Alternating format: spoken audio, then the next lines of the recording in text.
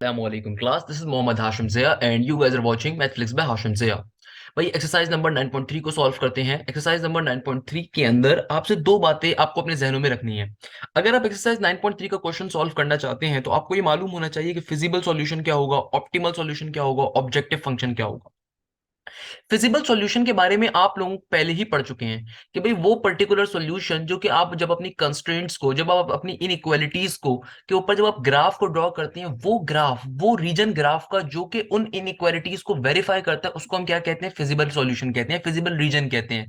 तो भाई feasible solution क्या होता है?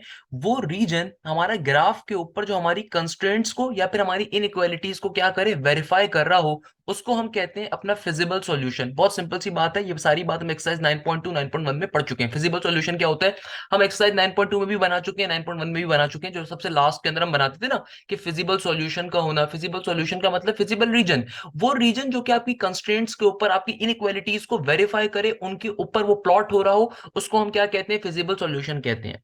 अब ऑप्टिमल सॉल्यूशन क्या होता है, इसके मायने क्या है, इसको समझने से पहले आपको एक लफ्ज ऑब्जेक्टिव फंक्शन का मालूम होना चाहिए। ऑब्जेक्टिव फंक्शन एक इक्वेशन होती है जो कि आपको क्वेश्चन के स्टार्ट के अंदर या क्वेश्चन के अंदर कहीं पे गिवन होगी। एक ऐसी इक्वेशन जो कि आपको क्वेश्चन में कहीं गिवन होगी और आपसे ये कहा जाएगा कि इस ऑब्जेक्टिव फंक्शन के ऊपर बताइए कि आपका फंक्शन मैक्सिमाइज है या फिर मिनिमाइज करने को कहा जाएगा, यानी कि उसको मैक्सिमाइज करने को कहा जाएगा या फिर उसको मिनिमाइज करने को कहा जाएगा।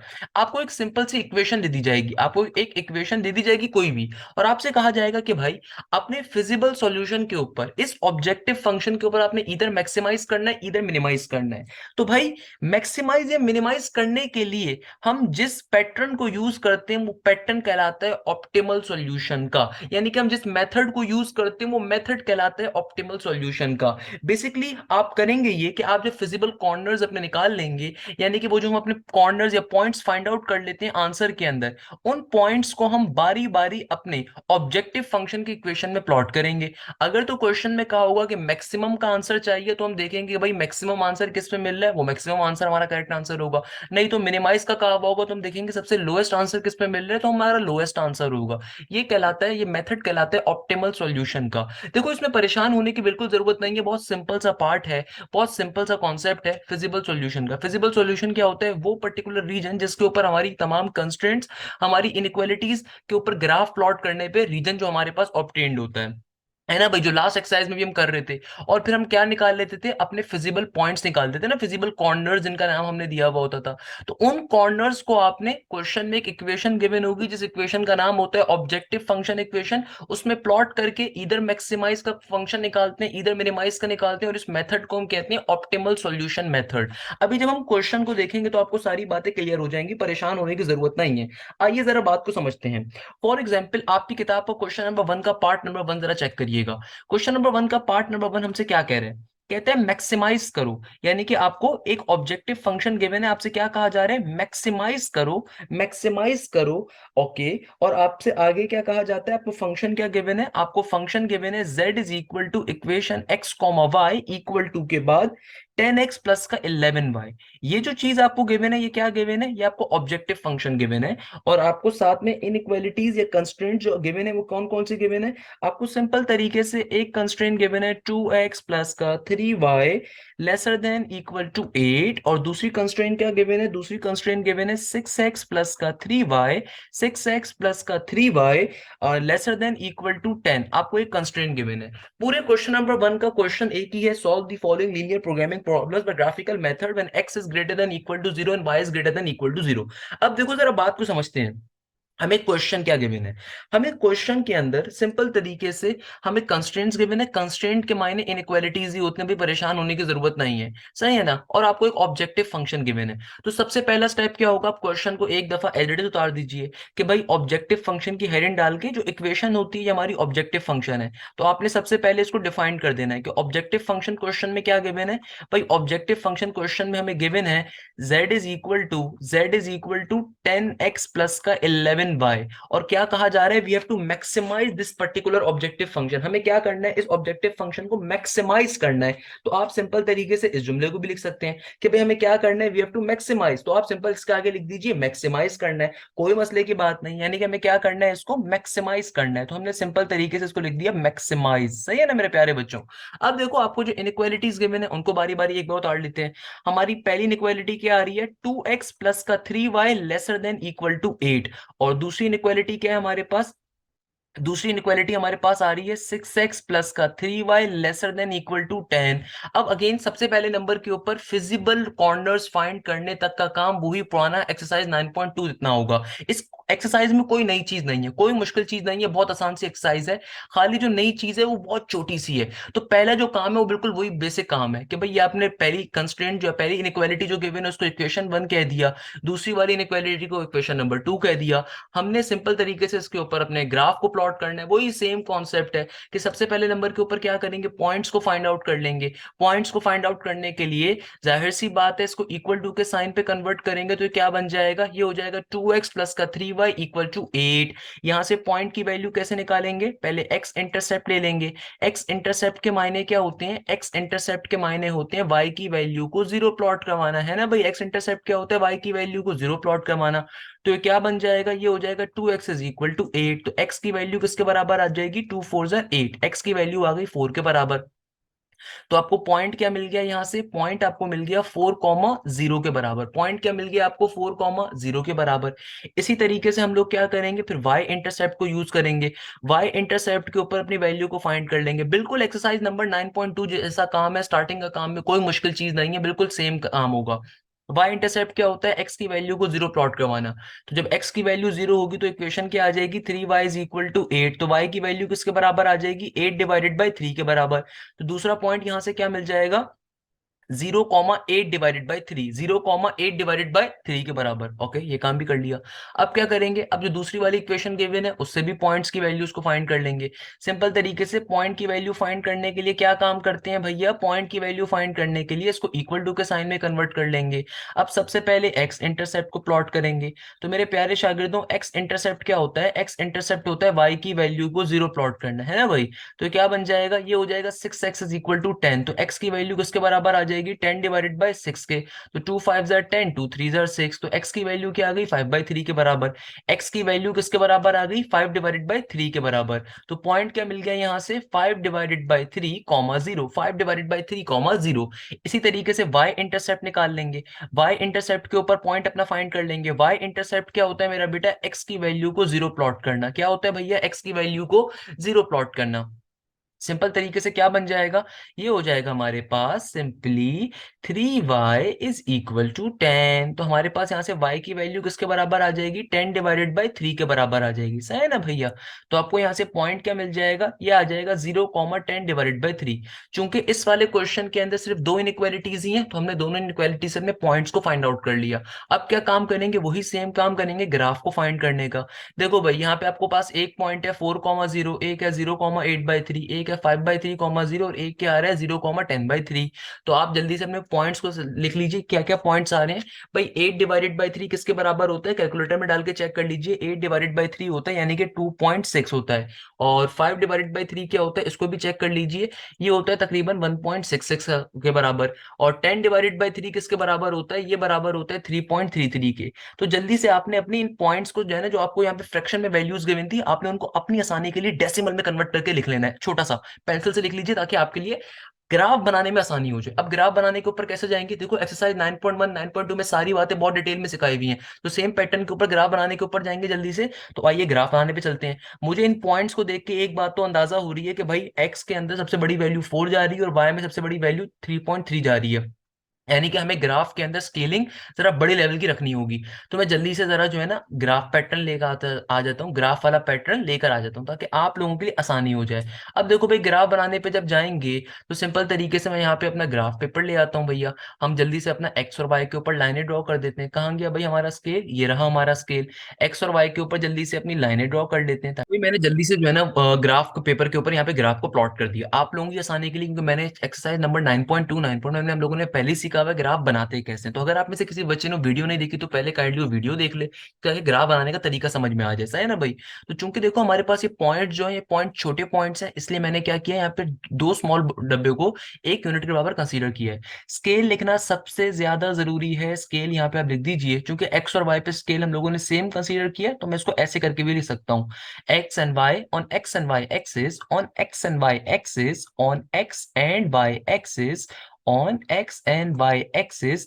Two small boxes are equal to 1 unit. Two small boxes are equal to 1 unit. Two small boxes are equal to 1 unit. Are equal to 1 unit. तो हमने सिंपल तरीके से ग्राफ को यहाँ पे प्लॉट कर दिया, सब स्केल को यहाँ पे प्लॉट कर दिया, सही है ना भैया। स्केल करना सबसे ज्यादा जरूरी होता है, स्केलिंग लिखना, क्योंकि इसके बगैर आपको मार्क्स नहीं मिलेंगे। अब हम सिंपल तरीके से ग्राफ को प्लॉट कर देते हैं भाई। ग्राफ बनाने का तरीकेकार भी वही है कि अब देखो आपके पास पहली वाली इनइक्वालिटी के पॉइंट्स क्या है, 4,0 और 0,8 डिवाइडेड बाई 3। तो पहला पॉइंट क्या है 4,0, 4,0 कहाँ पर होगा, इधर कहीं पर होगा, तो इस पॉइंट का नाम क्या है 4,0, हमने इस पॉइंट को लिख दिया।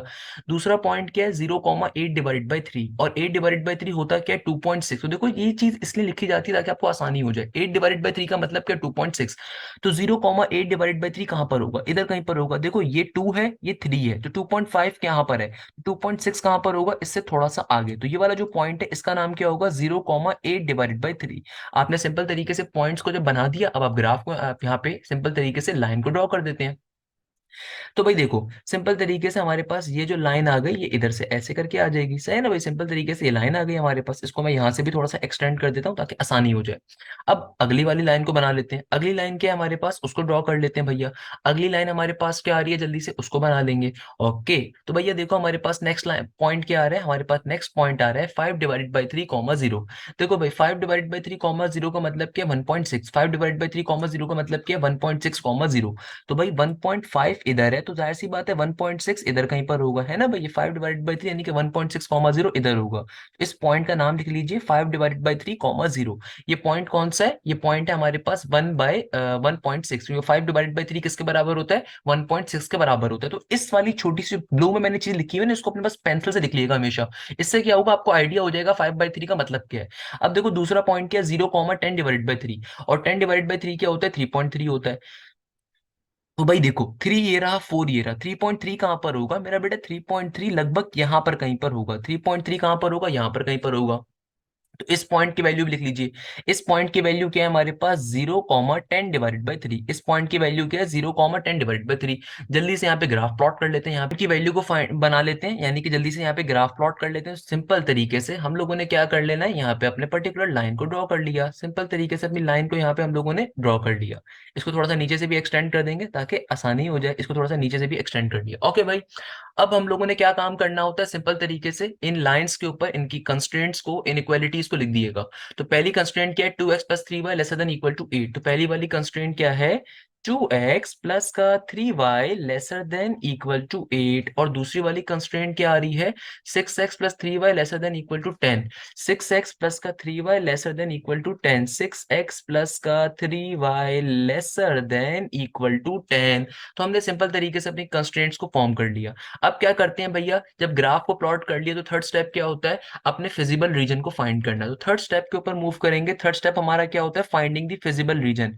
फिजिबल रीजन को फाइंड करना। फिजिबल रीजन कैसे फाइंड किया जाता है मेरे प्यारे शागिर्दों, आपने अपने थ्योरी वाले पेपर के ऊपर फिजिबल रीजन फाइंड करना होता है, सही है ना फिजिबल रीजन। तो पहली वाली इनइक्वालिटी देखो हमारे पास क्या है, ये है 2x + 3y lesser than equal to 8। तो सिंपल तरीके से x और y के अंदर जीरो को प्लॉट कर दीजिए, तो क्या बन जाएगा 0 is lesser than equal to 8। खुद बताइए क्या ये आपके पास जो वैल्यू आई है ये ट्रू स्टेटमेंट है फॉल्स स्टेटमेंट है, क्या 0 8 से छोटा होता है बड़ा होता है, जल्दी से सोच के जवाब दीजिएगा। भाई जाहिर सी बात है 0 8 से कैसा होता है छोटा होता है, इसका मतलब ये स्टेटमेंट कैसी है ट्रू है। इसका मतलब जो पहली वाली कंस्ट्रेंट है ये कहां पर होगी टूवर्ड्स दी ओरिजिन होगी, कहां पर होगी टूवर्ड्स दी ओरिजिन होगी, कहां पर होगी टूवर्ड्स दी ओरिजिन, इसका आंसर होगा टूवर्ड्स दी ओरिजिन, इसका आंसर होगा, सही है ना।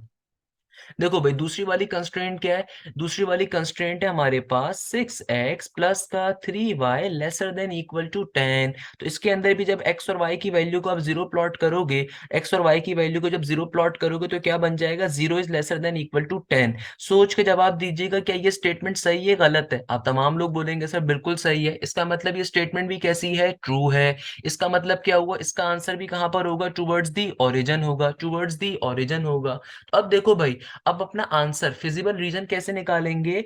अगर तो मेरे पास सिर्फ ये दो कंस्ट्रेंट्स होती, अगर तो मेरे पास ये सिर्फ दो कंस्ट्रेंट्स होती, तो जाहिर सी बात है वो रीजन जो दोनों में कॉमन है वो आपने सिंपल तरीके से फिजिबल रीजन को अगर हमें फाइंड करना है तो फिजिबल रीजन अब कैसे फाइंड करेंगे कि देखो अब हमारे पास अगर तो सिर्फ यही दो कंस्ट्रेंट क्वेश्चन में गिवन होती तो बिल्कुल सिंपल सी बात है, मैंने पहले बताया था कि अब हमारे पास सिंपल कॉमन रीजन हमारा आंसर होगा। तो कॉमन रीजन कौन सा होता, ये वाला, ये जो रीजन चल रहा है ये पूरा हमारा कॉमन रीजन हमारा आंसर होता अगर सिर्फ ये दो पर्टिकुलर कंस्ट्रेंट्स होती क्वेश्चन के अंदर। मगर क्वेश्चन के अगर आप क्वेश्चन को पढ़ें तो उसके अंदर एक बात और लिखी हुई है कि x भी ग्रेटर देन जीरो और y भी ग्रेटर देन जीरो है। इसका मतलब सिर्फ हम ग्रेटर देन जीरो वाला पार्ट कंसीडर करेंगे, जो कि टेक्निकली कौन सा पार्ट है, ये वाला पार्ट है। क्योंकि ग्रेटर देन जीरो वाला पार्ट कौन सा होगा, सिर्फ ये वाला पार्ट होगा। तो हमारा टेक्निकली आंसर कौन सा पार्ट होगा, सिर्फ ये वाला पार्ट जो होगा, ये पार्ट हमारा क्या कहलाएगा, आंसर कहलाएगा। देखो यहां तक का सारा काम बिल्कुल लास्ट एक्सरसाइज जैसा है। तो अगर आपको एक्सरसाइज नंबर 9.2 समझ में आई भी तो यहां तक कुछ मुश्किल काम नहीं है, सिंपल काम है, कोई मुश्किल वाली चीज ही नहीं है। लोग कहते हैं 9.3 मुश्किल है, मुझे बताओ क्या मुश्किल है। फिजिबल रीजन आपने फाइंड कर लिया, अब फिजिबल कॉर्नर्स निकाल लेंगे। फिजिबल कॉर्नर्स का मतलब क्या होता है, फिजिबल कॉर्नर्स का मतलब ये होता है कि वो पॉइंट जो आपके फिजिबल रीजन के कोने के ऊपर हो। देखो एक पॉइंट ये आ गया, ये कौन सा पॉइंट होगा, फिजिबल कॉर्नर्स, यहाँ पे मैं लिख भी देता हूँ। अब हम फिजिबल कॉर्नर्स निकाल लें, ये चौथा स्टेप हमारा क्या है, फिजिबल कॉर्नर्स को निकालना। हम फाइनली क्या कर रहे हैं, अपने फिजिबल कॉर्नर्स को फाइंड कर रहे हैं, फिजिबल कॉर्नर्स को फाइंड कर रहे हैं। देखो फिजिबल कॉर्नर्स कौन कौन से होंगे, एक ये पॉइंट होगा, एक ये पॉइंट होगा, और एक ये पॉइंट होगा, और एक ये पॉइंट होगा, ये सारे फिजिबल कॉर्नर्स होंगे। तो भाई एक पॉइंट क्या आ गया, पहला पॉइंट आ गया 0,0, आसानी से आ गया। दूसरा ये वाला पॉइंट कौन सा था, इस पॉइंट की देखो वैल्यू। देखो पॉइंट लिखने का फायदा ये होता है कि अब आपको सोचना नहीं पड़ेगा, आपको पहले से पता चल गया कि दूसरा पॉइंट कौन सा है हमारे पास, ये है 5/3,0, ये पॉइंट भी आ गया। और हमें इस वाले पॉइंट की वैल्यू भी पता है तो इसको भी पहले लिख लेते हैं। इस पॉइंट की वैल्यू क्या है, 0,8/3। इस पॉइंट की वैल्यू क्या है, 0,8/3। अब खाली ये वाला पॉइंट बच गया, इस पॉइंट की वैल्यू को फाइंड करना है। इस पॉइंट की वैल्यू कैसे फाइंड करेंगे जरा सोचिएगा। भाई देखो मेरे प्यारे, ऊपर के ऊपर हम लोगों ने जो हमारे तीनों की तीनों नॉर्मल फिजिबल पॉइंट्स हैं हमने उनको फाइंड कर लिया, यानी कि जो सिंपल हमें फिजिबल कॉर्नर्स अपने दिख रहे थे ना, हमने सबसे पहले नंबर के ऊपर उन फिजिबल कॉर्नर्स को तो इजीली फाइंड आउट कर लिया। यानी कि तीन फिजिबल कॉर्नर्स कौन से हैं जो कि हमें साफ तौर पे दिख रहे हैं। अब देखो चौथा वाला फिजिबल कॉर्नर एक ये वाला है ना भाई, ये भी फिजिबल कॉर्नर है, इसकी वैल्यू कैसे निकालते हैं। अब देखो चूंकि इसके ऊपर कोई पॉइंट हमें डायरेक्टली गिवन नहीं है तो इसकी वैल्यू हमें खुद से फाइंड आउट करनी पड़ेगी। अब इसकी वैल्यू हम कैसे फाइंड करें, तो ऑब्वियसली इसकी वैल्यू थोड़ी सी ऊपर नीचे हो सकती है, चलेगा, क्योंकि इसकी वैल्यू आप खुद से फाइंड कर रहे हो। तो भाई देखो मुझे साफ दिख रहा है ये y के ऊपर कहां पे लाई कर रहा है। अगर मेरे पास यहाँ पे लेट सपोज देखो ये 2 था, ये 2.5 है ना भाई, ये 2 है, ये 2.5 है, और इधर पे 3 आ रहा है। तो चूंकि ये 2.5 के ज्यादा करीब है तो लेट सपोज ये 2.3 के करीब तरीन आ रहा होगा, है ना भाई। तो कैलकुलेटर में डाल के चेक कर लीजिए 2.3 किसके बराबर बनता है। आप कैलकुलेटर में डाल के चेक कर सकते हैं कि 2.3 हमारे पास किसके बराबर होगा। ये आ रहा होगा हमारे पास सिंपल 23/10 के, 2.3 की वैल्यू आ गई। और देखो x के ऊपर ये वैल्यू चूंकि आपके पास सिंपल यहाँ पे देखो ये 0 है तो इधर क्या होगा, इधर हमारे पास होगा 0.5, इधर है 1। तो जाहिर सी बात है तकरीबन ये 0.5 के ऊपर लाई कर रहा होगा। यानी कि हमारे पास जो चौथा फिजिबल कॉर्नर आ रहा है वो x के ऊपर कहां पर है, x के ऊपर वो आ रहा है 0.5 यानी कि हाफ के ऊपर। और y के ऊपर कहां पर आ रहा है, 2.3 के ऊपर, जो कि किसके बराबर होगा, 23/10 के। अगेन इसकी वैल्यू थोड़ी बहुत ऊपर नीचे हो सकती है। आपका चूंकि आप ग्राफ पेपर के ऊपर प्लॉट कर रहे हो तो आपके पास एग्जैक्टली वैल्यू तरीके से आ रही होगी। मेरे पास चूंकि ग्राफ पेपर नहीं है, स्केलिंग नहीं है, तो मैं तरीके से मेरी वैल्यू थोड़ी सी ऊपर नीचे हो सकती है, सही है ना मेरे प्यारा शागिर्दों। तो आपने क्या करना है, जब इसको आपने इस वाले कॉर्नर पॉइंट को कैसे फाइंड करोगे, एक्स और वाई के ऊपर इसको आप एज्यूम कर लोगे कितना आ रहा है। देखो वाई एक्स के ऊपर ही आ रहा होगा 2.3 और वाई के ऊपर कितना आ रहा है, तकरीबन हाफ यानी कि 0.5 के बराबर आ रहा है। इस तरीके से हमारे पास क्या हो गया, ये पर्टिकुलर चौथा पॉइंट भी आ गया। देखो यहां तक का जितना भी काम है ये सारा का सारा काम मेरे प्यारे शागिर्दों, अभी तक हम जितना भी काम कर रहे हैं सारा एक्सरसाइज 9.2 में सीख चुके हैं। अभी तक हमने कोई मुश्किल काम नहीं करा, कोई नया काम नहीं किया। अब यहां से नया काम करेंगे। अब नया काम क्या करना है, अब देखो क्वेश्चन के अंदर हमसे क्या कहा जाता है, ऑब्जेक्टिव फंक्शन है, ऑप्टिमल सॉल्यूशन निकालना है, ये सब काम करना करना होगा। ये बहुत ही आसान सा काम है। आपने सिर्फ अपने ज़हन में एक चीज़ लेकर आनी है कि भैया आपको करना क्या है। अब हमें देखो जाना है 5th नंबर स्टेप के ऊपर। 5th स्टेप सबसे इंपॉर्टेंट स्टेप है एक्सरसाइज 9.3 का। इसमें हम करेंगे क्या, अपने ऑब्जेक्टिव फंक्शन को इवैल्यूएट करते हैं। तो इसका नाम क्या है, इवैल्यूएटिंग द ऑब्जेक्टिव फंक्शन। इसका आप नाम लिख दीजिए evaluating the objective function. Evaluating the objective function है, ये भी बहुत ही आसान सा काम, कोई मुश्किल चीज़ नहीं है इसके अंदर। आपको ऑब्जेक्टिव फंक्शन की इक्वेशन गिवन होगी, आपने करना ये है कि आपको जो फिजिबल कॉर्नर्स है, फिजिबल पॉइंट्स हैं, इनको बारी-बारी अपनी इक्वेशन में प्लॉट करना है और अपने आंसर्स को निकाल लेना है। तो भाई देखो हमें ऑब्जेक्टिव फंक्शन की इक्वेशन क्या गिवन है, ये गिवन है z is equal to 10x plus का 11y। क्या गिवन है, z is equal to 10x plus का 11y। तो मैं इस इक्वेशन को ऑब्जेक्टिव फंक्शन की एक दफा यहाँ पे लिख देता हूँ। क्या इक्वेशन है, z is equal to 10x plus का 11y। सही है ना भाई, आपने अपने ऑब्जेक्टिव फंक्शन की इक्वेशन को एज इट इज एक दफा लिख देना है। अब आपने करना ये है कि अब आपको चारों ये पॉइंट जो आपने फिजिबल कॉर्नर्स के फाइंड करे, देखो यहाँ तक का सारा काम एक्सरसाइज 9.2 वाला है, यहाँ से नया काम बस स्टार्ट हो रहा है। तो आपने फिजिबल कॉर्नर्स के जो पॉइंट निकाले हुए इनको बारी बारी अपनी ऑब्जेक्टिव फंक्शन की इक्वेशन में प्लॉट कर देना है। देखो भाई पहला पॉइंट हमारे पास क्या आया, 0,0 आया। तो इसको मैं अगर अपनी ऑब्जेक्टिव फंक्शन की इक्वेशन में प्लॉट करूं तो क्या बन जाएगा, देखो 10x, x के अंदर भी 0 आएगा, y के अंदर भी 0 आ जाएगा, 11 इंटू 0 हो जाएगा। तो आंसर क्या आ जाएगा, आंसर हमारे पास आ जाएगा z की वैल्यू क्या आ गई, 0 के बराबर आ गई। दूसरा पॉइंट आपको क्या गिवन है, दूसरा पॉइंट आपके पास आ रहा है 5 डिवाइडेड बाई 3,0। इसको भी प्लॉट कर लेते हैं भैया, यानी कि x की वैल्यू 5/3 है, y की वैल्यू 0 है। तो ऑब्जेक्टिव फंक्शन की इक्वेशन के अंदर आपने इसको भी प्लॉट कर देना है। सिंपल तरीके से इस इक्वेशन के अंदर भी इसको प्लॉट कर देंगे, 11 इंटू 0 का 0 हो गया। तो क्या बन जाएगा, 10 इंटू 5 डिवाइडेड बाई 3। कैलकुलेटर आपके पास मौजूद है, कैलकुलेटर आपको यूज करने की इजाजत है, जल्दी से निकाल लीजिए। बताइए भाई क्या आ रहा है, 50 डिवाइडेड बाई 3, यानी कि z की वैल्यू किसके बराबर आएगी, 16.666 के। सही है ना भाई। अब देखो तीसरा पॉइंट क्या गिवन है, तीसरा पॉइंट हमारे पास है 0,8 डिवाइडेड बाई 3। इसको भी उठा के हम प्लॉट कर देंगे 0,8 डिवाइडेड बाई 3 को। तो क्या बन जाएगा, ये हो जाएगा z इज इक्वल टू 10 क्या, 10 x के अंदर 0 आ जाएगा और y के अंदर y की वैल्यू क्या, 11/3। तो 11 डिवाइडेड बाई 3 आ गया यहाँ पर। तो क्या बन जाएगा भाई, कैलकुलेटर पर डाल के चेक कर लीजिए, 11 into 11 divided by 3, 11 into sorry 8 divided by 3, I am so sorry, क्या आ जाएगा 8 डिवाइडेड बाई 3। y की वैल्यू किसके बराबर है, 8 डिवाइडेड बाई 3 के। तो इंटू 8 डिवाइडेड बाई 3 किसके बराबर होगा, ये आ गया हमारे पास 29.3 के। किसके बराबर आ गया, 29.33 के। अब देखो जो चौथा पॉइंट आ रहा है, ये क्या, हमने जो चौथा पॉइंट निकाला है, ये पॉइंट आ रहा है half into 23 divided by 10, 23 divided by 10। Simple तरीके से तो भाई इसको भी प्लॉट कर लेंगे तो क्या बन जाएगा, x के अंदर x की वैल्यू हाफ आ गई, y के अंदर y की वैल्यू किसके बराबर है, 23 डिवाइडेड बाई 10 के बराबर है। तो ये क्या बन जाएगा, ये हो जाएगा 10 into half, 10 into half, 10 into half और प्लस के साइन के बाद 11 इंटू 23 डिवाइडेड बाई 10 का 10 आ गया। सही है ना भाई। तो किसके बराबर आंसर आ जाएगा, ये आ गया हमारे पास 30.3 के। किसके बराबर आ गया, 30 डिवाइडेड 0.3 के, 30.3 के। इस तरीके से आपने सबसे पहले नंबर के ऊपर अपने ऑब्जेक्टिव फंक्शन की जो इक्वेशन होगी, जो ऑब्जेक्टिव फंक्शन की इक्वेशन होगी, इसके अंदर बारी बारी अपने सारे फिजिबल कॉर्नर्स को प्लॉट करके आंसर्स निकाल लेने। अब फिर आपने अपने क्वेश्चन को देखना है, क्वेश्चन क्या गिवन है। हमें क्वेश्चन में कहा जा रहा है मैक्सिमाइज करना है। क्वेश्चन क्या कहता है, मैक्सिमाइज सॉल्यूशन होना चाहिए। अब आप खुद मुझे सोच के बताओ कि इन चारों पॉइंट्स को डालने के ऊपर ऑब्जेक्टिव फंक्शन ने किस पे मैक्सिमम वैल्यू दी है। इन चारों पॉइंट्स को ऑब्जेक्टिव फंक्शन पे डालने पे किस पे आपके पास मैक्सिमम आंसर आया है।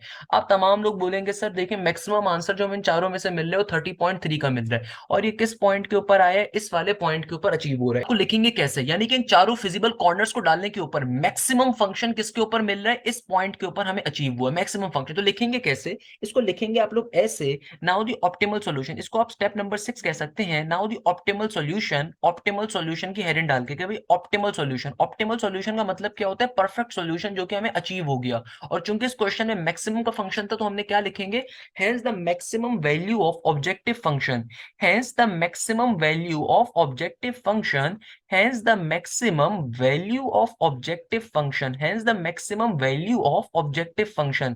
भाई क्या आपके पास मैक्सिमम वैल्यू आई है, आपने उसको लिख देना है। hence the maximum value of objective function, hence the maximum value of objective function is, क्या मैक्सिमम वैल्यू आई है, 30.3 आई है। और ये किस पॉइंट के ऊपर आई है, on 1 divided by 2 comma 23 divided by 10 on 1 divided by 2 comma 23 divided by 10। यानी कि मेरे पास जो मेरा मैक्सिमम फंक्शन आया है वो क्या आया है, मैक्सिमम फंक्शन ये आया है 30.3।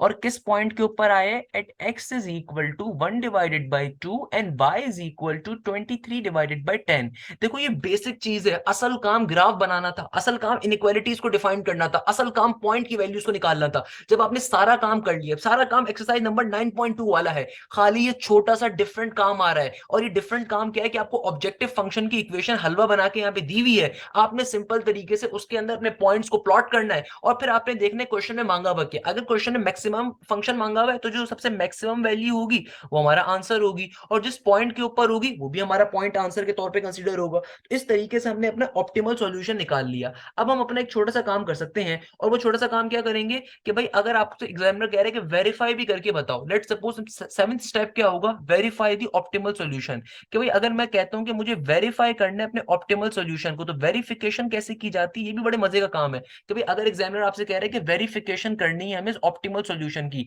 तो वेरिफिकेशन करने का मतलब ये है कि आपने जो पॉइंट की वैल्यू को आंसर के तौर पे लिखा, तो हमारी कौन सी पॉइंट की वैल्यू आंसर के तौर पे आई है ऑप्टिमल सॉल्यूशन पे, ये वाले पॉइंट की वैल्यू आई है। तो इस पॉइंट को उठा के अपनी इनइक्वालिटीज के अंदर कंस्ट्रेंट में प्लॉट करेंगे और चेक करेंगे कि भाई इस पॉइंट के ऊपर हमारी कंस्ट्रेंट्स वेरीफाई हो रही है नहीं हो रही। तो भाई देखो कैसे चेक करेंगे, बहुत ही आसान सा काम है। आपके पास पहली वाली कंस्ट्रेंट क्या है, 2x प्लस 3y lesser than equal to 8। आइए दिखा देता हूं कि भाई देखो हमारे पास पहली कंस्ट्रेंट क्या है, 2x प्लस का 3y lesser than equal to 8। आपने सिंपल तरीके से इस पॉइंट को इसमें प्लॉट कर देना, तो पॉइंट को अगर मैं प्लॉट करूंगा तो क्या बन जाएगा, ये हो जाएगा सिंपल तरीके से हमारे पास 2 का 2, x के अंदर x की वैल्यू हाफ, प्लस का 3 का 3, y के अंदर y की value 23 divided by 10 lesser than equal to 8 का 8 एज इट इज। जरा कैलकुलेट करिए इसको, 2 से 2 कट गया, आप एक साथ ही कैलकुलेट कर लीजिए तो क्या बन जाएगा, 1 प्लस का 3 इंटू 23 डिवाइडेड बाई 10। तो जरा जल्दी से सोच के बताइए क्या आंसर आ रहा है हमारे पास, हमारे पास आंसर यहाँ पे आएगा 7.9। क्या आंसर आ रहा है, 7.9। सोच के जवाब दीजिए, क्या 7.98 से छोटा होता है बड़ा होता है, जल्दी से सोच के जवाब दीजिए,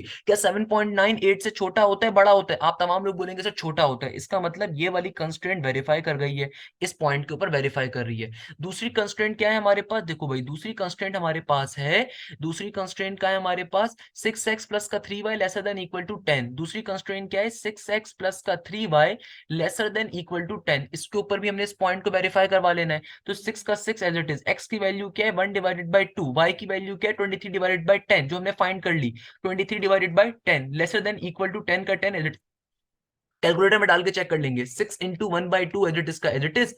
और आगे क्या हो जाएगा, प्लस का 3 इंटू 23 डिवाइडेड बाई 10 का 10।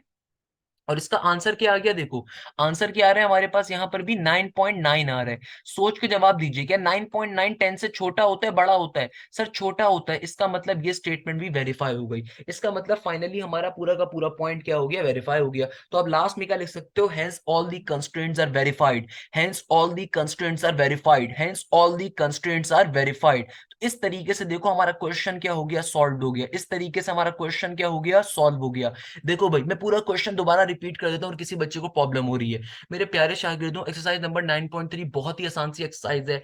पूरी एक्सरसाइज के अंदर तकरीबन 9.2 वाला काम होगा, सिर्फ आखिर में थोड़ा सा डिफरेंट काम है। देखो यहाँ तक का काम तो तमाम बच्चों को समझ में आता है, मालूम है, फिजिबल कॉर्नर्स तक का ये सारा काम हम लोगों ने समझा हुआ है, फिजिबल कॉर्नर्स आपने फाइंड कर लिए। अब देखो नेक्स्ट स्टेप क्या होता है, जब फिजिबल कॉर्नर्स आप लोगों ने फाइंड कर लिए तो आपको क्वेश्चन के अंदर एक इक्वेशन गिवन होगी, ऑब्जेक्टिव इक्वेशन। आपने अपने तमाम पॉइंट्स को उठा के उस इक्वेशन में प्लॉट करना होगा, इन तमाम पॉइंट्स को उठा के आपने इस इक्वेशन में प्लॉट करना है और अपने आंसर्स को निकाल लेना है। आपने फिर इन आंसर्स में ये देखना है कि क्वेश्चन में कहा हुआ क्या है। अगर मैक्सिमम फंक्शन कहा हुआ है तो मैक्सिमम फंक्शन जिस पॉइंट पे आया वो पॉइंट हमारा आंसर होगा, और उस पॉइंट के ऊपर हम अपनी कंस्ट्रेंट्स को वेरीफाई करवा लेते हैं, यानी कि उसकी स्टेटमेंट ट्रू है या फॉल्स है। और अगर मिनिमम फंक्शन मांगा हुआ होता, उस सूरत में देखो कौन सा आंसर होता, ये z इज इक्वल टू 0 वाला। देखो अगर मिनिमम फंक्शन, लेट्स सपोज मुझसे इस क्वेश्चन में मांगा हुआ होता कि मिनिमम फंक्शन बताओ किस पे है, तो जाहिर सी बात है मिनिमम फंक्शन इसके ऊपर अचीव हो रहा होता और इस पॉइंट के ऊपर हो रहा होता, तो फिर इनके ऊपर कंस्ट्रेंट्स को अपनी वेरीफाई करते। तो कहने का मकसद ये है कि हमेशा याद रखिएगा ये जो फिफ्थ, सिक्स और सेवंथ स्टेप है ये बिल्कुल बच्चों वाला स्टेप है, इसमें कोई मुश्किल चीज नहीं है। फिफ्थ स्टेप के अंदर सिंपल जो फिजिबल कॉर्नर्स आपने निकाले होंगे उन्हीं को आपने अपने एक इक्वेशन में प्लॉट करना होगा, ऑब्जेक्टिव इक्वेशन की, और चेक करना होगा कि आया आपको मैक्सिमम फंक्शन मिल रहा है या मिनिमम फंक्शन मिल रहा है। और फिर जिस जो भी आपको फंक्शन अचीव होगा वो आपका ऑप्टिमल सॉल्यूशन होगा। उस ऑप्टिमल सॉल्यूशन को वेरीफाई भी करवा लोगे अपनी कंस्ट्रेंट्स के ऊपर डालकर। इस तरीके से हमारा एक क्वेश्चन नंबर 1 का पार्ट नंबर 1 सॉल्व हो गया। अभी हम नेक्स्ट पार्ट को समझेंगे तो आपको मजीद बातें समझ में आ रही होंगी। फॉर एग्जाम्पल क्वेश्चन नंबर 1 का पार्ट नंबर 3 देखते हैं। अब फाइनली क्वेश्चन नंबर 1 का पार्ट नंबर 3 देख लेते हैं। मेरे प्यारे शागिर्दों, आपके पास ये कभी भी क्वेश्चन आ जाए आपकी चांदी हो जानी चाहिए, इतना आसान क्वेश्चन हो गई। देखो ये एक्सरसाइज बहुत आसान आपके लिए इंशाल्लाह बना दूंगा मैं, आपके लिए कोई मसले की बात नहीं है। क्वेश्चन नंबर 1 का पार्ट नंबर 3 लेने के पीछे रीजन ये कि चूंकि इसमें 3 कंस्ट्रेंट्स आ रही हैं ताकि आपको बात जरा बेहतर समझ में आएगी। पार्ट नंबर 2 बहुत ही इजी पार्ट होगा, इसके बाद आप उसको खुद से बैठ के सॉल्व कर सकते हैं, कोई मसले की बात नहीं होगी। देखो क्वेश्चन नंबर 1 के पार्ट नंबर 3 में हमसे क्या कहा जा रहा है? हमसे कहा यह जाता है कि आपने बहुत सिंपल सी एक बात करनी है, और वो बहुत सिंपल सी एक बात क्या है कि भाई देखो, आपसे एग्जामिनर कह रहा है कि भाई आपको एक फंक्शन गिवन है और आपसे क्या कहा जा रहा है, इसको मैक्सिमाइज करना है। अगेन क्या एग्जामिनर कह रहा है कि इस फंक्शन को मैक्सिमाइज करना है। ओके नो प्रॉब्लम, मैक्सिमाइज कर लेंगे। अभी इसका कोई काम नहीं है, अभी आपने सिंपल अपनी तीनों कंस्ट्रेंट्स को, तीनों इनइक्वालिटीज को देखना है और सिंपल ग्राफ को प्लॉट कर देना है, फिजिबल कॉर्नर्स को निकाल लेना है। यहां तक का काम तमाम बच्चों को समझ में आना चाहिए पहले से, क्योंकि एक्सरसाइज नंबर 9.2 इसी के ऊपर थी। तो एक्सरसाइज नंबर 9.2 का काम है भाई 90% of this question consist of exercise number 9.2। तो एक्सरसाइज नंबर 9.2 मैंने बहुत डिटेल में सिखाई हुई है कि आपको तीनों इनइक्वालिटीज गिवन है, सिंपल तरीके से बेसिक काम करना जो अभी तक करते हुए है। कि सबसे पहले क्या करोगे, आप क्वेश्चन को एक दफा उतार लोगे, ऊपर वाली सबसे पहले चीज को कह दोगे ऑब्जेक्टिव फंक्शन है। देन आपके पास जो इनइक्वालिटी नंबर 1 है उसको इक्वेशन 1 कह दीजिए, दूसरी वाली इक्वेशन नंबर 2, तीसरी वाली इक्वेशन नंबर 3 कह देंगे। और फिर इक्वेशन नंबर 1 से पॉइंट निकालेंगे, इक्वेशन नंबर 2 से पॉइंट निकालेंगे, इक्वेशन नंबर 3 से पॉइंट निकाल लेंगे। जो काम अभी तक करते हुए आए सिंपल वही काम करना है भाई, कोई मुश्किल चीज नहीं है, बच्चे बच्चे सॉल्व कर लेते हैं यहाँ तक का काम। तो इक्वेशन नंबर 1 की देखो वैल्यू क्या है। इक्वेशन नंबर 1 हमारे पास क्या आ रही है, इक्वेशन नंबर 1 है हमारे पास 4x प्लस का 5y lesser than equal to 26। तो यहां से पॉइंट कैसे निकालेंगे, सबसे पहले इसको आप इक्वल टू के साइन पे कन्वर्ट कर लोगे तो क्या बन जाएगा, इक्वल टू 26 का 26। अब आपने क्या करना है, सिंपल एक्स और वाई की वैल्यू निकालने के लिए हम एक्स इंटरसेप्ट और वाई इंटरसेप्ट करते हैं भैया, पॉइंट की वैल्यू निकालने के लिए। तो एक्स इंटरसेप्ट क्या होता है, वाई की वैल्यू को 0 प्लॉट करवाना। तो क्या बन जाएगा, ये बन जाएगा 4x greater lesser than equal to 26। तो x की वैल्यू किसके बराबर आ जाएगी, 4 यहाँ पे मल्टीप्लाई हो रहा है, वहां पे डिवाइड हो जाएगा, इसको ऐसे कर दो 4x इज इक्वल टू 26। तो x की वैल्यू यहाँ पे 4 की वैल्यू मल्टीप्लाई हो रही है, डिवाइड हो जाएगी। तो 4 6 जार आपके पास क्या होता है, 4 6 जार इज 24 एंड 4 7 जार 28। तो बेसिकली क्या बन जाएगा, ये बन जाएगा 26 divided by 4 as it is. Further simplify कर लोगे तो ऑब्वियसली 2 2 1 जार 2 2 3 जार 6 और नीचे 2 2 जार 4 एज इट इज 13/2 आ गया। तो यहां से आपको एक पॉइंट क्या मिल गया, एक पॉइंट आपको मिल गया 13 डिवाइडेड बाय 2 0, पहला पॉइंट आ गया। इसी तरीके से y इंटरसेप्ट के ऊपर हम दूसरा पॉइंट निकाल लेंगे तो क्या लिखोगे, y इंटरसेप्ट तो y इंटरसेप्ट की वैल्यू क्या है होती है, x इज इक्वल टू 0 का होना। तो भैया सिंपल तरीके से पॉइंट क्या बन जाएगा, ये पॉइंट बन जाएगा 5y इज इक्वल टू 26। तो y की वैल्यू किसके बराबर आ जाएगी, 26 डिवाइडेड बाय 5 के बराबर आ जाएगी। तो यहां से हमारे पास एक और पॉइंट क्या आ जाएगा, ये आ जाएगा 0,26 डिवाइडेड बाय 5, 0,26 डिवाइडेड बाय 5। इसी तरीके से हम लोगों ने क्या काम करना है, इसी तरीके से हम लोगों ने सिंपल तरीके से दूसरा काम कर लेंगे। अब कैसे काम करेंगे मेरे प्यारे शागिर्दों, बहुत ही सिंपल सा है कि भाई देखो हमारे पास जो दूसरे नंबर के ऊपर दूसरी इनइक्वालिटी आ रही है वो क्या आ रही है, ये आ रही है 8x प्लस का 5y lesser than equal to 22। यानी कि जो हमारे पास इक्वेशन नंबर 2 आ गई, इक्वेशन नंबर 2 सही है ना भाई। इससे अगर पॉइंट कैलकुलेट करना है तो सिंपल तरीके से अगेन इसको भी इक्वल टू के साइन पे कन्वर्ट करना पड़ेगा। क्या कर देंगे, इसको इक्वल टू के साइन पे कन्वर्ट। अब सिंपल तरीके से सबसे पहले x इंटरसेप्ट करेंगे। x इंटरसेप्ट किसके बराबर होता है मेरे प्यारे शागिर्दों, x इंटरसेप्ट होता है y की वैल्यू को 0 प्लॉट करना, सही है ना भाई, ये x इंटरसेप्ट हो गया, y की वैल्यू को 0 प्लॉट करना। तो मेरे प्यारे शागिर्दों ये क्या बन जाएगा, ये हो जाएगा 8x इक्वल टू के बाद 22 का 22। तो x की वैल्यू किसके बराबर आ जाएगी, ये आ जाएगी 22 डिवाइडेड बाय 8। सारा पुराना काम है, कोई नया काम नहीं है। 2 1 जार 2 2 4 जार 8, 11/4 के बराबर आ गई। तो पॉइंट क्या मिल गया आपको, 11 डिवाइडेड बाय 4 0, 11 डिवाइडेड बाय 4 0। इसी तरीके से हम लोग y इंटरसेप्ट निकाल लेंगे। भाई देखो y इंटरसेप्ट क्या होता है, अगेन ये भी बहुत ही आसान सा काम है। y इंटरसेप्ट का मतलब क्या है, x की वैल्यू को 0 प्लॉट करना। तो ये क्या बन जाएगा, ये बन जाएगा हमारे पास सिंपल तरीके से 5y इज इक्वल टू 22। तो y की वैल्यू किसके बराबर आ जाएगी, 22 डिवाइडेड बाय 5 के बराबर आ जाएगी।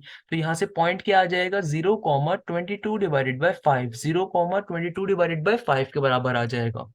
इसी तरीके से हम लोग अपनी थर्ड इनइक्वालिटी से, थर्ड कंस्ट्रेंट से अपने पॉइंट्स को फाइंड आउट कर लेंगे। देखो ये वाला सारा काम मैंने आपको सिखाया हुआ है, इसमें कोई मसला नहीं होना चाहिए खुदारा किसी बच्चे को। इसी तरीके से हमने थर्ड इक्वेशन से पॉइंट्स को निकाल लेना है। थर्ड इक्वेशन क्या आ रही है मेरा बेटा? थर्ड इक्वेशन है हमारे पास 5x प्लस का 2y lesser than equal to 10। Again बेटा ये बात मैं बार बार आपको बता रहा हूँ कि आप लोगों ने हर चीज नेक्स्ट लाइन से करनी, क्योंकि मेरे पास जगह कम है, इसलिए मैं आपको सामने सामने करके दिखा रहा हूँ ताकि आपको सारी चीजें एक साथ क्लियर हो जाए। सही है ना भाई? तो अब देखो यहां से भी हम लोग अपने पॉइंट्स को निकालने के लिए क्या करेंगे, सबसे पहले इसको हम कन्वर्ट करवा देंगे। सबसे पहले हम लोग क्या करेंगे बेटा, इसको कन्वर्ट करवा देंगे। तो 5x प्लस का 2y इक्वल टू 10 बन जाएगा।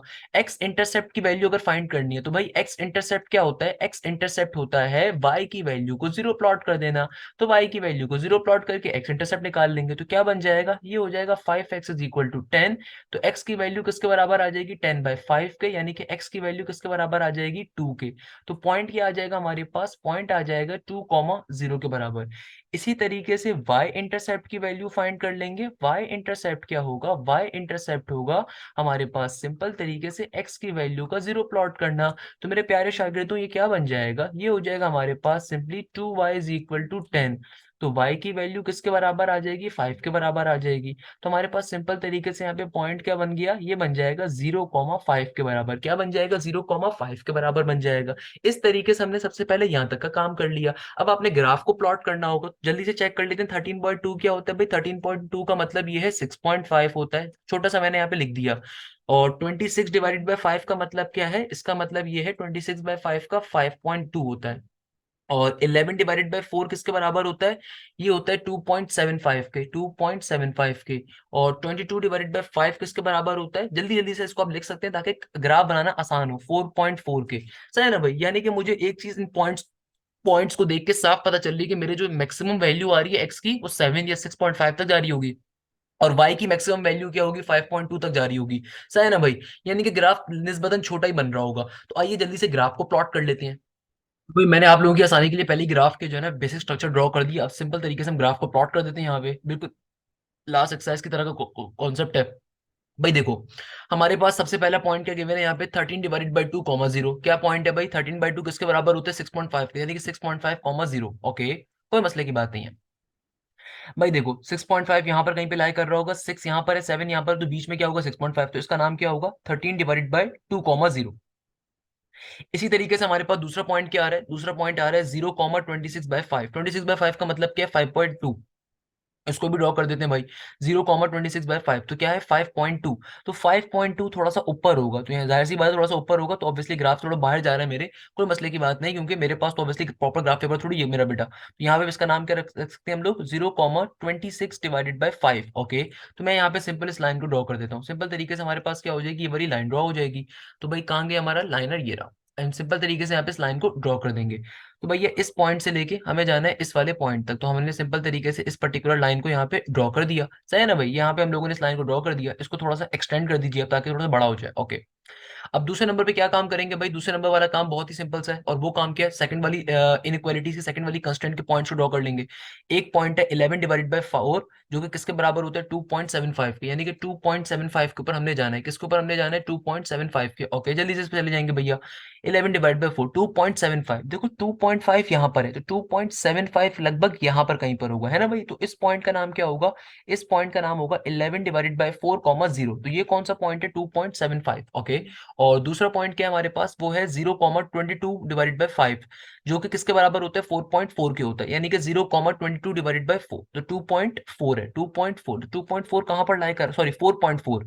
4.4। दूसरा पॉइंट क्या है? 0,22/5, जो किसके बराबर होता है? 4.4 के बराबर होता है। तो 4.4, 4.5 अगर यहाँ पर है तो 4.4 यहाँ पर कहीं पे लाई कर रहा होगा। इस पॉइंट का नाम लिख दीजिए, क्या किसके बराबर है? 0,22/5। 0,22/5, ये पॉइंट भी हमें मिल गया। जल्दी से यहाँ पे भी कंस्ट्रेंट को अपनी बना लेंगे। शाबाश। तो भैया यहाँ पे भी हम अपने ग्राफ को प्लॉट कर सकते हैं। तो यहाँ से लेके इधर तक का हमें क्या मिल गया? हमारा पॉइंट मिल गया। यहाँ से लेके यहाँ तक का हमें क्या मिल गया? हमारा पॉइंट मिल गया। अच्छा भाई, इसको यहां से थोड़ा सा एक्सटेंड कर लीजिए कि बड़ा हो जाए। ओके। और तीसरी कंस्ट्रेंट क्या है हमारे पास, तीसरी कंस्ट्रेंट आ रही है हमारे पास 2,0 के ऊपर और 0,5 के ऊपर। ओके। 2,0, 2,0 कौन सा पॉइंट होगा भाई, 2,0 तो ये वाला पॉइंट होगा। और 0,2,0 है और दूसरा कौन सा, 0,5, 2,0 एंड 0,5।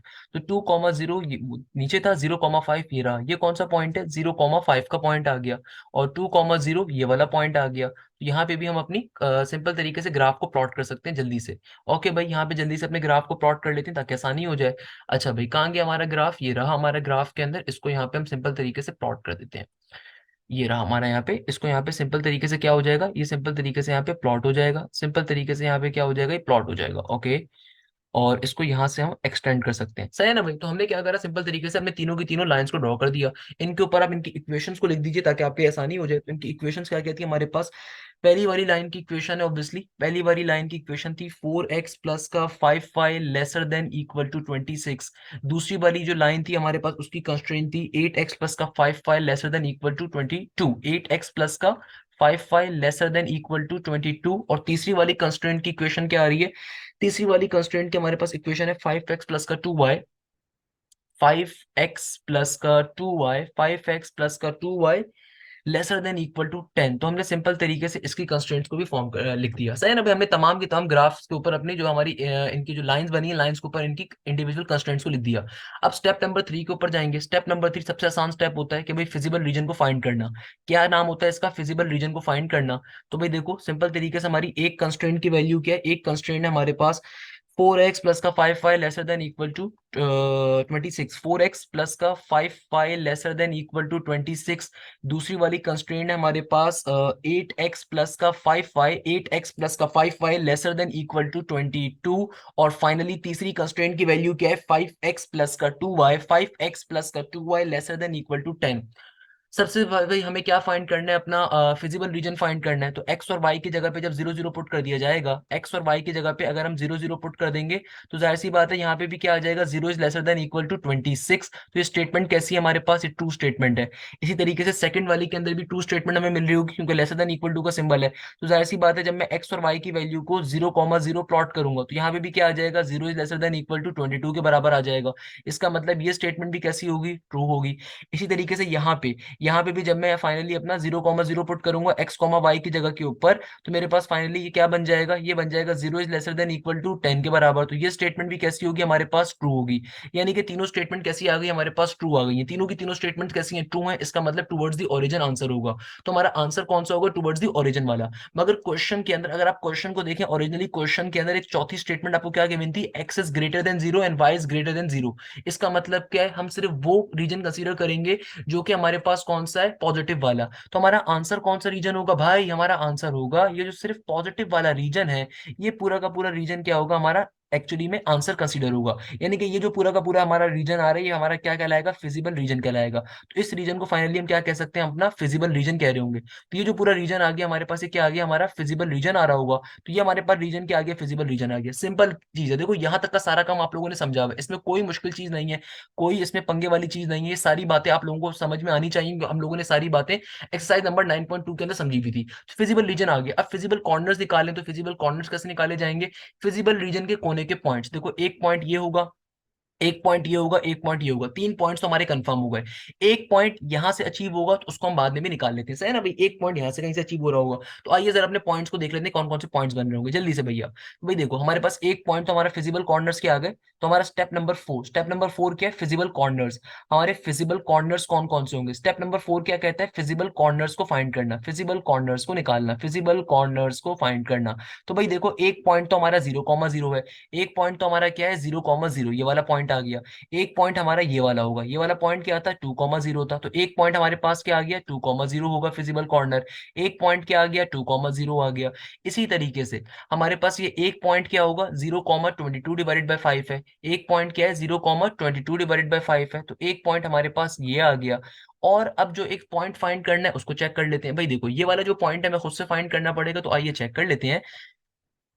भाई सिंपल तरीके से यहाँ पे आपने क्या करना है, इसका अपना एक्सेस को ड्रॉ करो, यहाँ पे स्केल लगाकर इधर से एक्सेस ड्रॉ कर लो। तो अब देखो आपके पास दो चीजें बन रही हैं। पहले नंबर के ऊपर बड़ी सिंपल सी एक बात जो सबको समझ में आनी चाहिए। देखो y चूंकि करीब है तो y वाला पॉइंट यहाँ पे कहीं पे आ रहा है। देखो ये 3 यहाँ पर है, 4 यहाँ पर है, 3.5 यहाँ पर है, तो ये वाला पॉइंट कौन सा होगा, तकरीबन लगभग 3.4 के लगभग का होगा, ऐसा ही है ना। 3.4 3 पॉइंट लगभग 3.3 के करीब का पॉइंट होगा, है ना भाई। ऐसे है ना मेरे प्यारे शागिर्दों।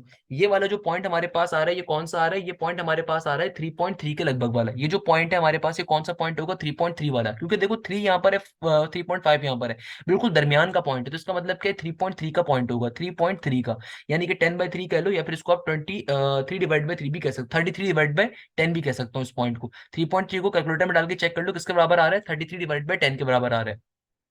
इसी तरीके से देखो ये वाला पॉइंट क्या होगा, ये हमारे पास 1 से थोड़ा पहले आ रहा है, क्या आ रहा है, 1 से हमारे पास थोड़ा पहले आ रहा है। तो ये किसके बराबर होगा, गौर से देखो यार, यहाँ पे देखो, यहाँ पे मेरे पास होता है 0.5, तो इधर ये आपके पास क्या है, ये 0.5 और 1 के दरमियान पे है। ये 0.5 और 1 के दरमियान में एक्चुअली, अगर आप इस पॉइंट को देखो ना, ये पॉइंट जो नीचे बिल्कुल आ रहा है, ये कहाँ पर आ रहा है, आपके पास स्केल मौजूद है, मेरे पास स्केल तो नहीं है, बट चलो मैं स्टिल आपको दिखा देता हूँ कि भाई देखो ये जो पॉइंट आ रहा है ये एक्चुअली कहाँ पर होगा हमारे पास, ये एक्चुअली हमारे पास इधर कहीं पर होगा। यानी कि ये 1 और हमारे पास ये 1 और 0.5 के दरमियान में है। तो लगभग मैं इसको क्या कह सकता हूँ, लगभग 0.6 के करीब का पॉइंट है, किसके दरमियान का पॉइंट है, 0.6 का। तो 0.6 किसके बराबर होता है, कैलकुलेटर में डाल के चेक कर लीजिए 0.6 क्या होता है भाई। 0.6 हमारे पास होता है तकरीबन 3/5 के। 0.6 किसके बराबर होता है, 3/5 के। तो हमें जो चौथा पॉइंट मिलेगा वो क्या मिला है हमारे पास, वो आ रहा है 33/10 और 3/5 का। तो x की वैल्यू किसके बराबर है, x की वैल्यू बराबर आ रही है 3/5 के, और y की वैल्यू देखो किसके बराबर आ रही है, 33/10 के। तो आपने इस पॉइंट की वैल्यू को खुद से हम लोगों ने निकाल लेना है, सही है ना भाई। देखो यहां तक का सारा काम पुराना काम है, इसमें कोई नया काम नहीं है, कोई मुश्किल काम नहीं है, यहां तक का जितना भी काम है सारा का सारा पुराना काम है। ये सारा का सारा एक्सरसाइज नंबर 9.2, यहां तक एक्सरसाइज नंबर 9.2 बिल्कुल रिपीट हो रही है। अब आते हैं असल काम के ऊपर। अब देखो क्वेश्चन में आपको गिवन है एक सिंपल तरीके से, क्या चीज गिवन है क्वेश्चन के अंदर, हमें हमें गिवन है ऑब्जेक्टिव सॉल्यूशन। तो हम क्या ऑब्जेक्टिव सॉल्यूशन गिवन है उसको एक दफा देख लेते हैं। ऑब्जेक्टिव सॉल्यूशन गिवन था 41x प्लस का 38y और मैक्सिमाइज का है। तो आप सिंपल तरीके से क्या लिखोगे, पांचवा स्टेप, फिफ्थ स्टेप क्या होता है, evaluating the objective solution, evaluating the objective solution, evaluating the objective solution. तो हमें ऑब्जेक्टिव सॉल्यूशन को इवेल्युएट करना है। तो हमने सिंपल तरीके से जुमले को यहाँ पे लिख दिया, इवेल्युएटिंग द ऑब्जेक्टिव सॉल्यूशन। अब देखो ऑब्जेक्टिव सॉल्यूशन क्या गिवन है आपको, ये गिवन है z is equal to 41x, z is equal to 41x plus का 38y, z is equal to 41x plus का 38y। अब करना क्या होगा, देखो सबसे आसान काम है, आपने कुछ भी नहीं करना है, यहाँ पे कोई मुश्किल काम नहीं है भाई। सिंपल तरीके से ये जो फिजिबल कॉर्नर्स आए हैं इनको बारी बारी अपने ऑब्जेक्टिव सॉल्यूशन में प्लॉट कर देना है। बारी बारी क्या करना है, ऑब्जेक्टिव सॉल्यूशन के अंदर प्लॉट करना है। तो आइए जल्दी से करके चेक कर लेते हैं। देखो भाई पहला पॉइंट क्या है मेरे पास, पहला पॉइंट है 0,0। तो मेरा ऑब्जेक्टिव सॉल्यूशन के अंदर जब इसको प्लॉट करूंगा तो क्या बन जाएगा, 41x के अंदर 0 आ जाएगा, y के अंदर भी क्या आ जाएगा, 0 आ जाएगा। तो क्या बन जाएगा, ये सिंपल तरीके से हो जाएगा, z की वैल्यू किसके बराबर आ जाएगी, 0 के बराबर आ जाएगी। इसी तरीके से हमारे पास जो दूसरा पॉइंट आ रहा है ये क्या आ रहा है, 2,0 के बराबर है। तो सिंपल तरीके से अगेन इसको भी यूटिलाइज करेंगे। x के अंदर क्या आ जाएगा, 2 आएगा, तो 41 × 2 प्लस का y के अंदर क्या हो जाएगा, 38 × 0 हो जाएगा। तो क्या बन जाएगा भैया, सिंपल तरीके से आप सिंप्लीफाई कर दीजिए, 41 × 2 कैलकुलेटर में डाल के चेक कर लीजिए किसके बराबर आ जाएगी, z की वैल्यू बराबर आ रही होगी 82 के। तो हमारे पास z की वैल्यू मिल गई यहाँ से हमें 82 के बराबर। दूसरा पॉइंट क्या है, 0,22/5, 0,22/5। तो सिंपल तरीके से इसको भी z में प्लॉट कर देंगे तो क्या बन जाएगा, ये बन जाएगा 41 × 0 का 0 प्लस का 38 का 38, और यहाँ पर क्या हो जाएगा 22/5। तो ये क्या बन जाएगा, ये हो जाएगा सिंपल तरीके से 38 × 22/5। तो किसके बराबर आ जाएगा, ये आ रहा होगा z की वैल्यू यहाँ से किसके बराबर आ रही है, 167.2 के तकरीबन, सही है ना भैया। इसी तरीके से अब देखो हमारे पास जो चौथा पॉइंट आ रहा है उसको भी प्लॉट करना है। ये पॉइंट क्या है, 3/5 33/10। इस पॉइंट को भी हम प्लॉट कर देंगे अपने ऑब्जेक्टिव फंक्शन में। तो आइए चेक कर लेते हैं क्या बन जाएगा, 41 का 41, x के अंदर 3/5 आ जाएगा, और y के अंदर 38 × 33/10 आ जाएगा। तो ये किसके बराबर आ जाएगा, कैलकुलेटर में डाल लीजिए, 41 × 3/5 प्लस के साइन के बाद 38 × 33 डिवाइडेड बाई 10, तो भैया किसके बराबर आ रहा है? ये तकरीबन आ रहा है 150 के बराबर। किसके बराबर आ रहा है? 150 के बराबर। सही है ना भैया? किसके बराबर आ रहा है? 150 के। तो अब मुझे सोच के बताओ, आपको क्वेश्चन में कौन सा फंक्शन कहा हुआ है? आपसे क्वेश्चन में क्या कहा हुआ है? कौन सा फंक्शन निकालना है? मैक्सिमम फंक्शन फाइंड करना है हमें। कौन सा फंक्शन इस क्वेश्चन से निकालना था? Maximum function. तो खुद मुझे सोच के बताओ कि भाई इन चारों वैल्यूज में से कौन सी वैल्यू मैक्सिमम है। हमें साफ दिख रहा है ये वाली जो वैल्यू आई है, ये वैल्यू कैसी है? Maximum value. ये वाली जो वैल्यू आई है, ये कैसी वैल्यू है? मैक्सिमम वैल्यू है। इसका मतलब क्या हुआ? इसका मतलब ये हुआ कि हमें मैक्सिमम वैल्यू किस टर्म पे मिल रही है? हमें मैक्सिमम वैल्यू मिल रही है z इज इक्वल टू 167.2। और ये किस पॉइंट के ऊपर मिल रही है? ये मिल रही है 0,22 डिवाइडेड बाई 5 के ऊपर। यानी कि हमारा ऑप्टिमल पॉइंट कौन सा कहलाएगा? 0,22 डिवाइडेड बाई 5 कहलाएगा। तो हम यहाँ पे क्या लिख सकते हैं? ऑप्टिमल सॉल्यूशन की हेडिंग डाल के हम क्या लिखेंगे? जुमले को लिख देंगे। जो जुमला मैंने आपको बताया ना, खाली इंग्लिश के अंदर जुमले को लिखना है कि भैया पॉइंट ऑप्शन नंबर जो हमारा 6 है, इसमें क्या लिखेंगे हम लोग? यानी कि हेडिंग नंबर 6 के अंदर ऑप्टिमल सॉल्यूशन लिखते हैं। ऑप्टिमल सॉल्यूशन का मतलब क्या है? कि भाई आपने कोई मुश्किल काम नहीं करना, आपने सिंपल लिखना है यहाँ पे hence the maximum, hence the maximum objective function is achieved on, hence the maximum objective, hence the maximum objective function, hence the maximum objective function is। क्या आपको मैक्सिमम ऑब्जेक्टिव फंक्शन मिला है? 167.2। और ये किसके ऊपर अचीव हुआ है? इस hence the maximum objective function is 167.2 at 0,22 divided by 5। यानी कि सिर्फ आपने जुमले को लिखना होता है 6 स्टेप के ऊपर। जो छठा स्टेप होता है इसमें आपने करना है क्या? खाली जुमले को लिख देना है कि भाई आपको मैक्सिमम या मिनिमम जो भी आपको ऑब्जेक्टिव फंक्शन अचीव हुआ होगा उसको लिखोगे, और जिस पॉइंट के ऊपर अचीव हो रहा होगा आपने उसको लिख देना है। तो यहाँ पे लास्ट में क्या लिख दोगे? Hence F maximum is equal to, F maximum is equal to 167.2 at x is equal to 0 and y is equal to 22 divided by 5। ये आपने छठा स्टेप कर दिया। अब वेरिफिकेशन वाला स्टेप क्या होता है? भाई वेरिफिकेशन वाले स्टेप में कोई मुश्किल काम नहीं है। आपने सिंपल तरीके से बारी बारी इस पॉइंट के ऊपर अपनी कंस्ट्रेंट्स को वेरीफाई करना होगा। तो सेवेंथ स्टेप क्या होता है हमारे पास? वेरिफिकेशन का। तो वेरिफिकेशन में कोई मुश्किल काम नहीं होता भाई। वेरिफिकेशन वाला काम ये सारा हलवा काम है। असल चीज ही ग्राफ बनाना थी, जो हम चीज पहले ही सीख चुके हैं। तो वेरिफिकेशन वाला स्टेप क्या कहता है कि भाई आपने सिंपल तरीके से क्या करना है? आपने सिंपल तरीके जो कंस्ट्रेंट्स आपको गिवन है, हमें कौन सी कंस्ट्रेंट्स गिवन है मेरे प्यारे शागिर्दों? हमें गिवन है सिंपल तरीके से पहली कंस्ट्रेंट हमें क्या गिवन थी? ये गिवन थी 4x प्लस का 5y lesser than equal to 26। दूसरी कंस्ट्रेंट क्या गिवन थी? मैं सारी कंस्ट्रेंट एक बार पहले उतार लेता हूँ ताकि मैं बार सिंपल पे सॉल्व करना हूँ। 8x प्लस का 5y lesser than equal to 22। और तीसरी कंस्ट्रेंट क्या थी हमारे पास? ये थी 5x प्लस का 2y lesser than equal to 10। तो भाई हमें सिंपल तरीके से वेरीफाई करना है। अब क्या करना है मेरे प्यारे शागिर्दों? सिंपल तरीके से वेरीफाई करना है। वेरीफाई कैसे करेंगे? अगेन बहुत सिंपल सा काम है। आपको x की वैल्यू गिवन है, y की वैल्यू भी गिवन है, तो सिंपल तरीके से उस पर सिंप्लीफाई कर लेंगे। तो भाई देखो x की वैल्यू क्या गिवन है? 0, तो 4 इंटू 0 हो जाएगा, क्योंकि जाहिर सी बात है ना हमारे पास x की वैल्यू है 0 और y की वैल्यू है 22 डिवाइडेड बाई 5। सिंप्लीफाई कर दीजिए। प्लस का 5 into 22 divided by 5 lesser than equal to 26। Calculator में डाल के सारा काम होगा। तो भैया 5 इंटू 22 डिवाइडेड बाई 5 किसके बराबर आ जाएगा? 22 के बराबर आ रहा होगा। तो मुझे सोच के जवाब दीजिए, क्या 22 वाकई में 26 से छोटा होता है, बड़ा होता है? हाँ भाई 22 छोटा होता है, बड़ा होता है 26 से? छोटा होता है। इसका मतलब ये स्टेटमेंट कैसी है? ट्रू है। इसका मतलब क्या हो गया? वेरीफाई हो गई ये स्टेटमेंट। इसका मतलब ये वाली स्टेटमेंट क्या हो गई? वेरीफाई हो गई। इसी तरीके से अगली कंस्टेंट चेक कर लेंगे। भाई x की वैल्यू हमारे पास क्या है? 0 के बराबर है, तो x की जगह पे 0 आ गया। 5 का 5 एज इट इज। y की वैल्यू किसके बराबर है? 22 डिवाइडेड बाई 5 के बराबर है। लेसर देन इक्वल टू 22 का 22 as it is. Lesser than equal to के बाद 22 का 22 एज इट इज। सिंप्लीफाई करके चेक कर लीजिए भैया। Simple 5 into 22 divided by again 5 हो जाएगा। तो क्या बन जाएगा हमारे पास? सिंपली ये अगेन यहाँ पर क्या आ जाएगा भाई? अगर 8 की वैल्यू 0 हो गई, 5 से 5 कट गया, तो किसके बराबर आ गया? 22 लेसर देन इक्वल टू 22। तो भाई देखो इस सिंबल का मतलब भी क्या होता है? सिंबल का मतलब होता है लेसर देन इक्वल टू। तो 22 क्या 22 से छोटा और बराबर है? बिल्कुल बराबर है। बिल्कुल सही स्टेटमेंट है, क्योंकि देखो इस सिंबल का मतलब क्या होता है? Lesser than equal to. तो भाई या तो छोटा या बराबर, तो बिल्कुल बराबर आ रहा है, तो कोई मसले की बात नहीं है। स्टेटमेंट कैसी है? ये वाली भी वेरीफाई स्टेटमेंट है। एक्सरसाइज नंबर 9.1 में सारी बातें मैंने पढ़ाई थी।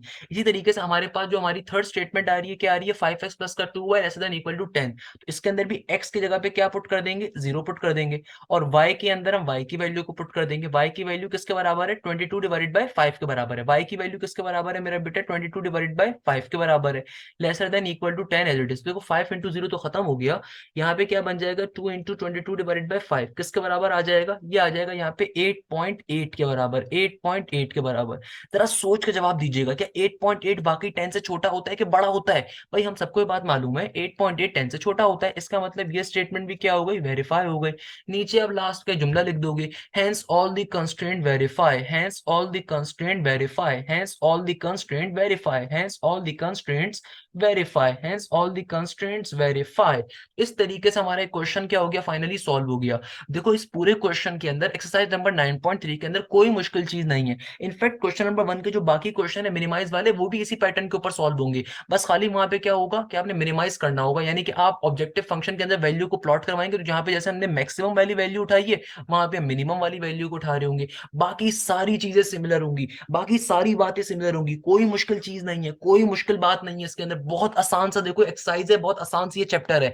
हाँ, एक चीज मैं हमेशा यहाँ पे बच्चों को कहता हूँ, देखो अगर ग्राफ पेपर, कोशिश करिएगा कि इन क्वेश्चंस को पेपर में अटेम्प्ट ना करें बोर्ड के अंदर। ऑल्दो मैंने आपको बहुत अच्छे तरीके से कॉन्सेप्ट पढ़ाए हैं, आपके लिए चीज बहुत आसान मैंने बना दी है, मगर मैं इसलिए मना करता हूँ बच्चे को ग्राफ पेपर को लेने से, या मना करने की रीजन ये होती है कि यार देखो इसमें काम ज्यादा आपको करना पड़ सकता है, और अगर एक छोटी सी भी आपने गलती कर दी ना, तो पूरा क्वेश्चन गलत हो जाएगा, पूरे क्वेश्चन की आपकी इतनी मेहनत बेकार जाएगी। इसलिए मैं हमेशा बच्चों से कहता हूँ कि यार देखो, कोशिश करो बाकी क्वेश्चंस को, बाकी चैप्टर्स को, ट्रिगोनोमेट्री हो, बायनोमियल हो, उनको अच्छे तरीके से कवर करो, इस एक्सरसाइज को समझो, इस एक्सरसाइज की प्रैक्टिस भी करो। अगर पेपर में कोई चॉइस ना मिल रही हो, तब वहां पे आप इस कॉन्सेप्ट को अटेम्प्ट करिएगा, लाजमी अटेम्प्ट करिएगा, या अगर पेपर के अंदर ये कंपलसरी होके आ जाए, तब लाजमी अटेम्प्ट करना पड़ेगा। इसलिए मैं हमेशा बच्चों से कहता हूँ कि यार देखो, करके लाजमी जाओ, मगर अगर पेपर में चॉइस हो तो कोशिश करना कि इस चैप्टर को अटेम्प्ट ना करो, क्योंकि इसके अंदर आपको देखो मजे का तो बहुत है, मगर आपको पेपर के अंदर अपने टाइम को मिनिमाइज करना है, आपको अपने मैक्सिमम टाइम को सेव करना है। जितना टाइम सेव करोगे क्वेश्चंस के ऊपर, उतना ज्यादा आपके पास किसी दूसरे क्वेश्चन पे टाइम देने के लिए आपके पास टाइम बचा हुआ होगा।